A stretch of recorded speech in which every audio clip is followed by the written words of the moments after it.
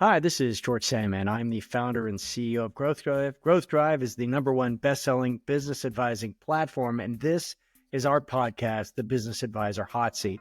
Now, in the hot seat, you're going to hear from industry leaders, thought leaders, your colleagues who are going to share tips, techniques, war stories about building a thriving advisory business based on delivering client wins. We're going to get into it. We'll get into it about the Growth Drive methodology, the Clarity software, what we see out in the world, so much more than just the system. And I'm also the author of The Growth Driving Advisor, which is based on over a decade of being an advisor to advisor, working with you and your colleagues, helping them build their practices, helping them through client engagements. And it's really proven strategies for leading businesses from stuck to best in class. Check it out.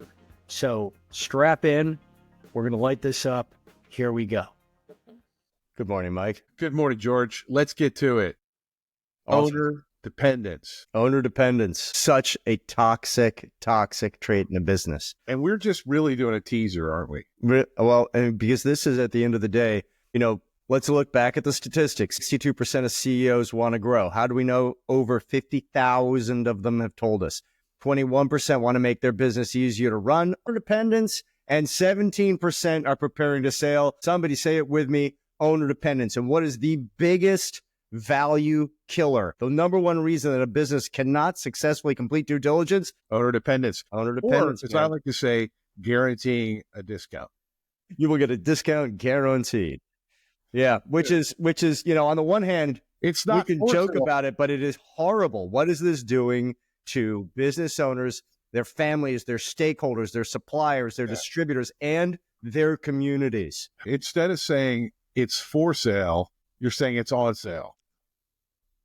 Really? I like that. Right? Yeah. When you think about it. So let's go ahead. Let's not bury the lead. So, okay. Dear listener of the Growth Drive podcast, right? So George and I have been known to have conversations. As we did this morning. At various times. And one of the things that came out, and George brings out the best of me. Yeah, the best of me. Brings out the best of me at all times, especially when unsupervised with wine.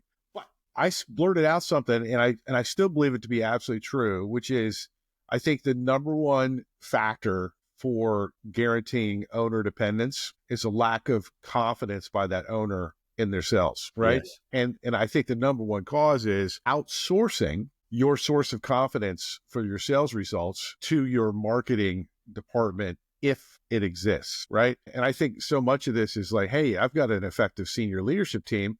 I designated one of my people as a marketing manager. Okay. That doesn't mean you have a marketing department. That means that you have filled a position in an org chart, but like, how much strategic capacity does your marketing department have? Yeah.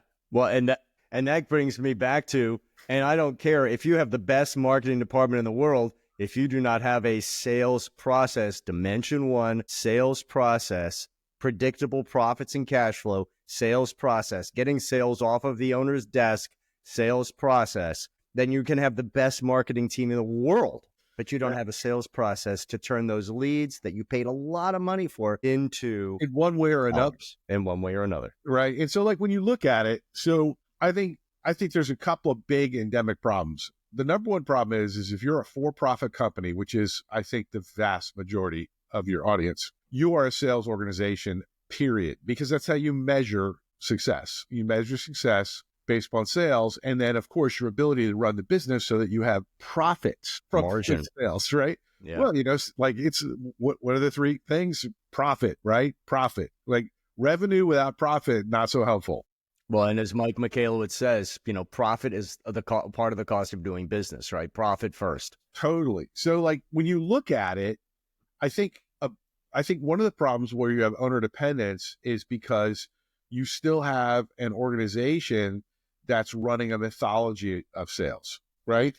Yeah, tease that out, would you? And so this just came out of a conversation with a client I was having earlier in the week. It actually was a roundtable I was doing in Charlotte. And somebody was talking about sales, and I go, you're actually talking about mythology. You're not talking about sales, right? You're talking about personality and things like that, which are a factor, but limited, right? If your sales results are dependent upon one person and their relationships with other people because of their skills or whatever, you don't have a sales process, right? You've got something, right? Because you've got results. But I think a lot of the business owners in these closely held companies have mythologized or kind of created this fantasy around their sales acumen, when in fact, they've just been able to survive because they were in charge of all the expenses in the business. And so you've got this faux concept of effective sales structure, when really it's a owner who had all the advantages that most professional salespeople don't, right? Which means that they can take money from anywhere in the business,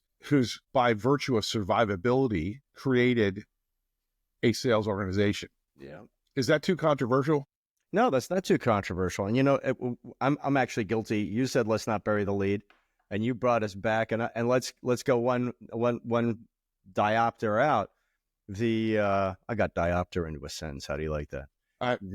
Okay, pause. Okay, pause. Did it work? Did it pause? All right, diopter. What the heck is a diopter? Well, let's just keep it simple. What I'm talking about is open up the aperture so that we're going out one exponential level. And getting back to, it's a conversation that actually didn't start with, but was most recently brought to mind by your friend of mine, Larry. And Larry is working with several CEOs. 3 of them have said, hey, the biggest thing I want to solve for is owner dependence. Now, that you can read that a number of different ways. We're choosing to read it as, hey, make my business easier to run, or allow me to make my business easier to run, and potentially give me the ability to exit the accountabilities chart. Whether that's exiting the business or not, but I want to exit the accountabilities chart.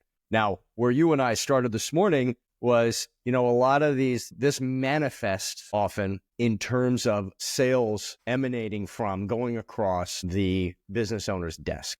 Absolutely. Yeah.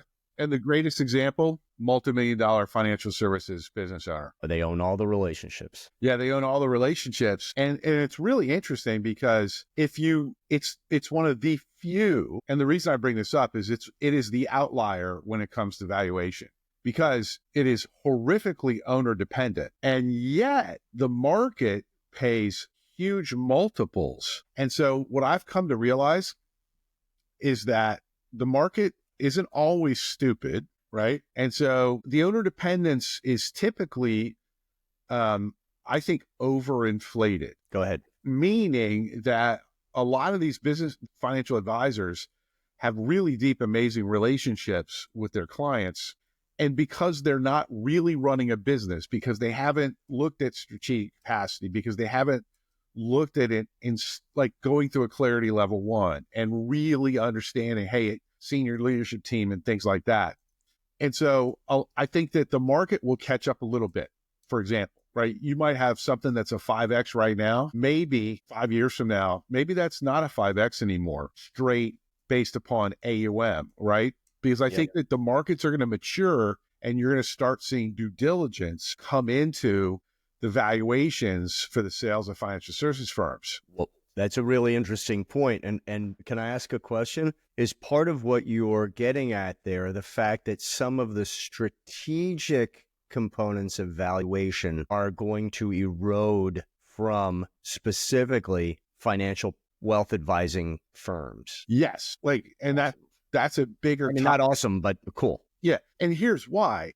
I think a lot of that underdependence is emotionally driven by the owner in those firms. I mean, just not that many businesses where you can have 7 employees and have a valuation of 25 million, right? And easily be able to get to 100 or 200 million without adding employees, right? Well, and what's interesting is, so let's talk about, there are at least 2 models for a wealth advisory firm being acquired, right? Model number 1, let's focus on model number 1. I come in, I want your AUM. I do not care about your people. And I am going to simply buy your book of business, and you and the rest of your employees can just have a nice day. Thanks for coming. Clear out your locker, son. Turn in your jock at the cage. Your calendar is now open. Yes. You have been released to the industry. And if you're the owner, your wallet is fat. Yes, that is true. Now, what's going to be interesting, and I think, am I anticipating your point, Mike? How does that play out from the clients? And we've seen private equity make this mistake time and again and again. How did the client experience then erode? Right. So, and this is where, what is it? So I'm going through C3D right now. So my brain is just crushed with terms. But it's like, what are we looking to do? We're looking to drive. Your mind is aglow with terms, Mike. That's it. I'm learning. It's amazing. Like my brain isn't melting. But like one of the things that we're doing, the 3 areas of critical growth, right, is we're growing the transferable value of the business, right? Yeah. And I believe that we are at the latter end of value for financial services firms. And what I mean is the best are going to retain amazing value. The best are going to retain amazing value because they're going to become business owners and they are going to focus exclusively and heavily on how do I reduce the business's dependence upon me so that I can drive strategic capacity at all times, right? So we're going to focus on profitability, driving sustainable profitability, and we are going to be working on maximizing the growth of the transferable nature of our business. And that subscription revenue is going to be sought after because instead of having these huge hedge funds just buying AUM, what I think you're going to start to see is you're going to see a couple of gifted leaders that want the teams. Yes. They're like, hey, I want branch offices that are up and running with great teams that are empowered senior leaders. And that's what they're going to look for. And when they find it, that business is never going to the public market. They are going to seek them out.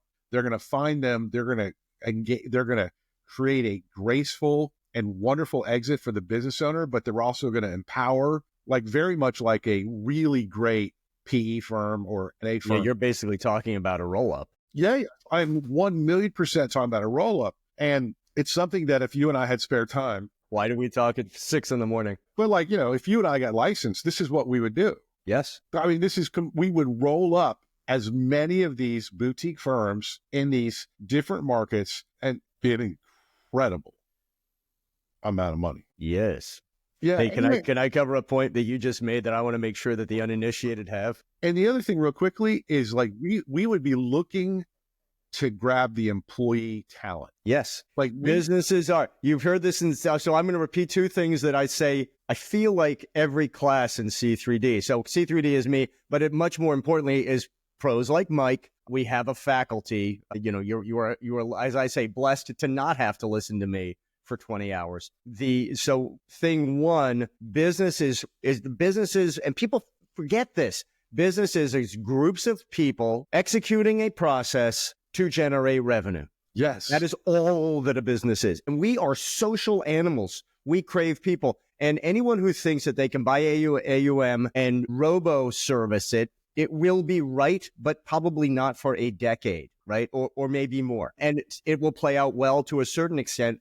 But man, there's a reason that I go to the Four Seasons if I have a choice between the Four Seasons and a Motel 6. Motel 6, comfortable bed, clean towel, clean shower, we're good. The Ritz, I'm getting a different experience. And it is that experience when I'm walking around with real money to place. I want someone, and I do not want your 28-year-old college graduate, with all due respect, right? I want someone who gives me confidence. Now, that's thing 1. Thing 2 is you use the word strategic capacity. I use the word strategic capacity. What is strategic capacity? It is a measure of a business's ability to predictably and sustainably grow FCF, free cash flow, predictably and sustainably grow free cash flow. And what do the private capital markets, you know who I'm talking to, what do the private capital markets want? They want businesses that will predictably and sustainably grow FCF. Period. Please, people, write it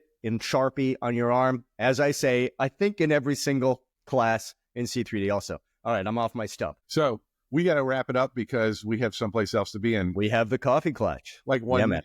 But this is the teaser. If you like this, send us some questions, especially from business owners. George and I'll maybe do an extended version, and maybe we pull in Larry. Yeah, we should absolutely pull in Larry. Let's do that. Yeah. All right, brother. All right, man. I'll see you in the clutch. See you, man. Bye. Be good. Thank you. Goodbye, people. Thank you. Impromptu, but fun. I hope you got value from it. We'll talk soon. Hi, this is George. Thanks for listening. If you like what you heard, you can subscribe, like, and please take 2 seconds to leave a review. It tells the world that you like what we're doing, and it helps us understand how we can improve the show. Thank you, and see you next time.